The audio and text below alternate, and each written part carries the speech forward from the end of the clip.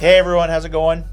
Welcome to the first official episode of the Pricing Guys. I'm Michael, and this is Avi here, and we got a super exciting topic for you today.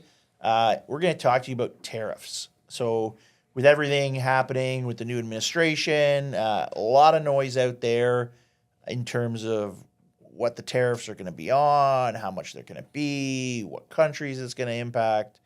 First question I have, and would love to get your thought, Avi, is like, all right, we've heard a lot of people talk about, hey, it's happening, it's not happening. Maybe it is. Like, there's just pause on them now, right? Like, is it happening? What's your perspective?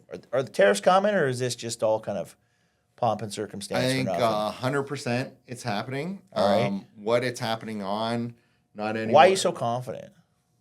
It's too much noise around it. We've seen stuff that's been implemented already. It's happening. So, what the scale, that might be a bit more of a question, but it's happening. And I think what we're seeing a lot of now is there's two groups of companies, right? Or I would say modes of thought around it. Mm-hmm. One is we're going to see what happens when it happens, and then we're going to adjust and react to it, which is kind of the put your head in the sand. And then You'd pretend it's not happening, right? Yeah, or wait till it comes, right? And the second group, I mean, there's a bit of logic to that too, because it's not like you can change the future, right? And you don't know what's coming, worrying about it. Yeah. It's not going to change the number or anything like that. But fair. Not to say that you don't need to do something around. And then the second group, I'd say kind of a lot of the chicken with the head cut off syndrome. It's causing a lot of activity, especially with finance teams, looking at what that impact's going to be or could be, running multiple scenarios, and just cranking business case after business case after business case for what ifs. Yeah, and it's interesting because I've seen the latter, right? I haven't seen much of the first group, but I've seen a lot of the latter, and I think there's so many of these different scenarios, and I feel like people are getting in this like analysis paralysis mode where it's like, oh, I need to look at business case like 78.2 version 3, or it's just like, what are we doing here? Like, at the end of the day, there's a range of what the impact is going to be, and I think it's just preparing for that range and understanding it. But like, how many business cases can you do, right? Like, what action are you taking as opposed to just kind of wasting time? It's funny you say that because, and this is probably going off script a little bit here, but we often see companies, the more analysis they have, whether it's produced internally or externally, it's kind of like a security blanket, right? It's kind of the illusion of control, the illusion that we're prepared. We've run 52 forecasts on it. So, hey, somehow we have control on it. But that's exactly what it is. It's an illusion because, you want to get much. It's not in a business case. None of this is going to be in a business case. What this is about. It might be in a business case, but you're never going to get the scenario right. Whatever's going to happen, it's not going to matter. It's going to be wrong, right? And the business case is only one portion, right? Like, there's the financial aspect to it, but what's going on with customers? What's going on with competitors? What's going on in the market? What's going on with how you're positioning your offer out there? Like, your business case, you might have 72 of these and say, yeah, we're locked and loaded, but it's just the illusion, right? Yeah, and like what's even funnier is some of these business cases I've seen, like they're they're very quote unquote like basic, right? Like and we were talking with someone the other day and they were talking about how they're like, well, we're just gonna kind of peanut butter spread it across. And it kind of made me think like, this is like pricing strategy 101. Like I understand the tariff might impact the products in a certain way, but like this is a perfect time to reset, right? Like you could be bullish on some parts of your portfolio. You may have to be more competitive. Like it really depends on what your competitor's doing and where they're sourcing product from too, right? Like you got to keep that in mind. 100%. I was looking at a business case and they had gone ahead and they mapped out their footprint on putting together this item. So, and this is over like thousands of SKUs. They said, this much comes from India, this much comes from here, this much comes from here. And they had granularly put together, here's how much the tariff impact is on this item. And then they were like, okay, well, if we pass that, here's what that will look like product by product. I'm like, all right, so how we have internally structured our company and our footprint and our manufacturing is how we are going to go ahead and position ourselves to our customers. And this is how will dictate our pricing. I'm like, does that sound like it makes sense to you? Yeah, but you know what? Like, I think even as you kind of think about how you pass this tariff on and what you do about it, it's almost like a little bit of a get out jail free card, right? It's like we're playing kind of Monopoly here because are people really going to kind of push back when that's kind of coming through? And they know it's like, hey, it's the sure there are things that the company can do and they might want them to eat it, but it's nothing of their doing, right? These are like big factors that they have no control over unless you're lobbying the government real tough, right? Like it's happening, right? So it's a perfect time to kind of pass it along, and it's a great time to go along for the ride too, right? It might be an opportunity as opposed to like a hindrance. 100%. This is like COVID 2.0, right? It's a whole new opportunity for companies to reset the base in the industry, and everyone's going to be affected, right? And we've seen instances like we were talking about last time tariffs got passed on steel. Yep. And like I got this, Wall Street Journal did a really good write-up on this, but they were talking about the appliance industry and, like immediately overnight, Samsung and LG, they took their prices up in the U.S. market.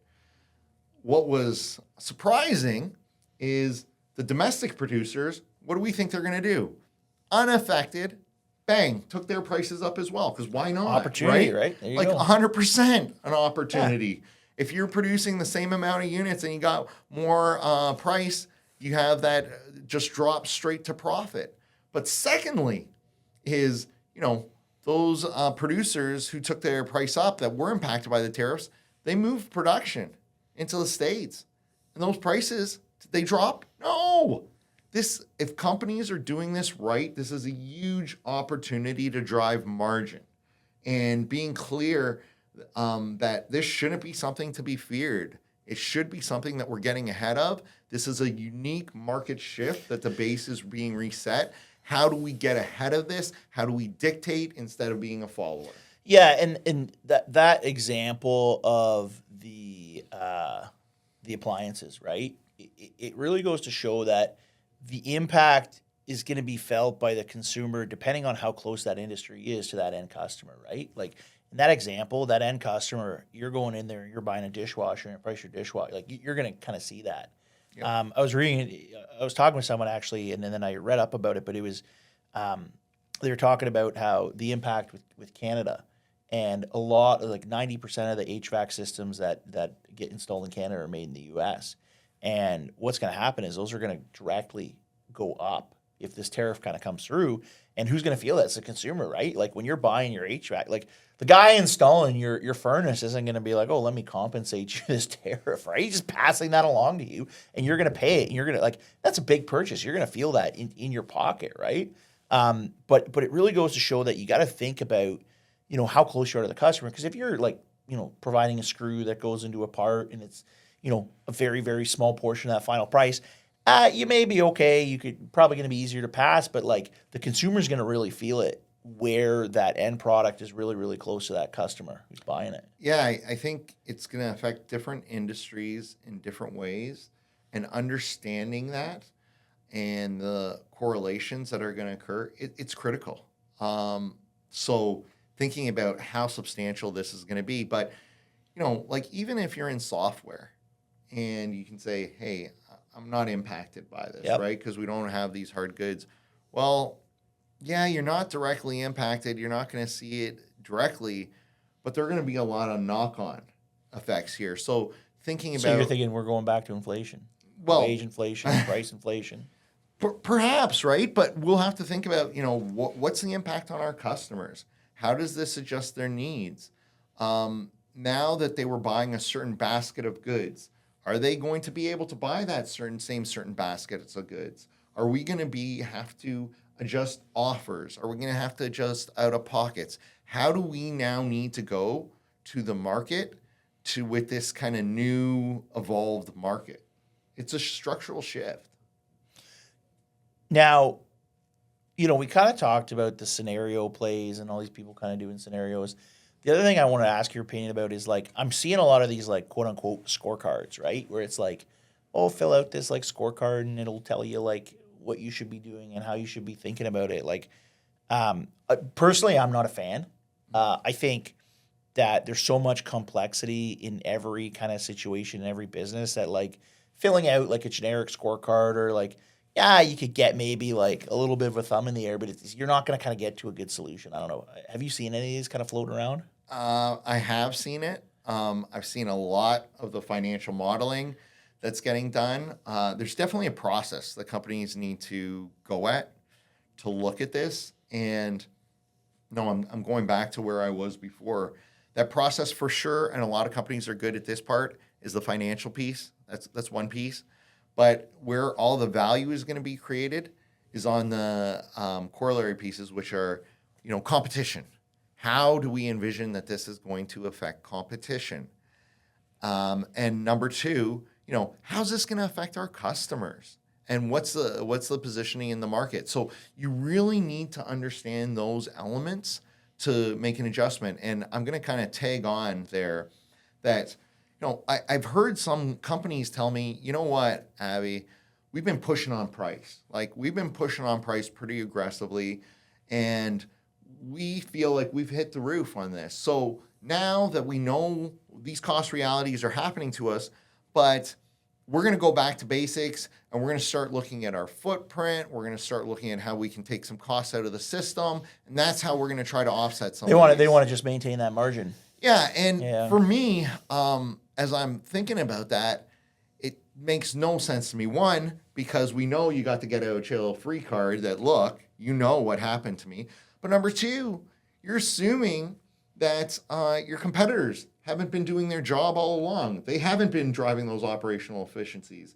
So I would, I like to assume that my competitors are doing a good job and that, they're in the game. So they're incurring this cost increase. We're incurring the same cost increase. Why wouldn't it? And if we go ahead and we start and whatever these totally disjoint actions and start to swallow some of that, all we're doing is missing opportunity in the market or holding our competition back. Yeah, that's a great point. I think you have to assume that your competitors are on top of this and they're looking at it the same way and that they're driving right to improve those business results. Like very naive way of kind of thinking about it. Yeah, and it's funny because in other contexts, we give our competitors all the credit in the world. When you talk to the sales guy, right? You talk to the sales guy, we suck. They're amazing, right? And their offer is so much better. That's why we need to go on discount.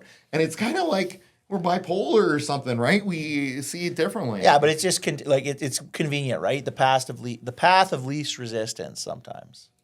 100%. So I know we got like a minute or so left here. I think one thing I want to get your perspective on is like we're saying like they're coming, you got to be prepared. This is a process. Like one of the things I've heard is, hey, like they'll be gone in like 10 minutes, right? Like it's just a temporary thing. Maybe we eat it and just kind of like hold out. Like what's your thought on that? Is this staying? Is this something that is short-lived? Like how are you thinking about that? I mean, you had this chicken war in the States way back when. Basically what happened was U.S. exports of chicken were going to Germany, kind of growing extremely quickly. It was hurting the German domestic market. They put a tariff on the chickens. Americans responded by putting a tariff on Vans. Now, like, when was this? Like, you're talking, like, what is this? Like, this is a long time ago. Like 60s, 50s, something like that? Might be before that. All right.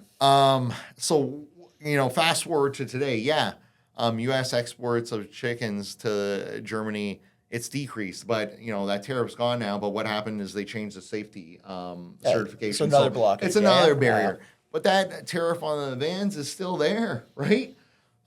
These things aren't going away. So two things on that. One, if you're adjusting, this isn't going to be a surcharge. It's not something that's going to go away. It's going to be sticky. So you're going to need to adjust your base prices. Yep. So thinking about how and what and how you roll that in is going to kind of be critical. And knowing that this is going to be around for a long time, thinking that it's temporary or we can wait this out or let's wait and see what everyone else does, all you're doing is giving away margin, right? You're giving away margin and you're actually kind of hurting your industry at the same time. And I think one of the other things that I really stress to people is like, you don't have a ton of time to figure this out. Like this stuff is happening. You need to be prepared. Like time is limited. Like you got to be ready to move. You got to be ready to kind of go, because if you try and come back and do this, like let's say the tariffs go in the next couple of weeks, like if you come back and try and do this in like 6 months, it's going to spell trouble, right? Like and you're missing your opportunity, right? We saw a lot of people who didn't price during COVID when they should have. And then they came afterwards. Spent years trying to catch up. Years. And then when they came back afterwards, people were pushing back on them, right? You missed it when the chance was there. So time's now, opportunities here now. Companies got to get serious about it. Yeah. That's all we had for today. But we'll catch you next time. Thanks for the time.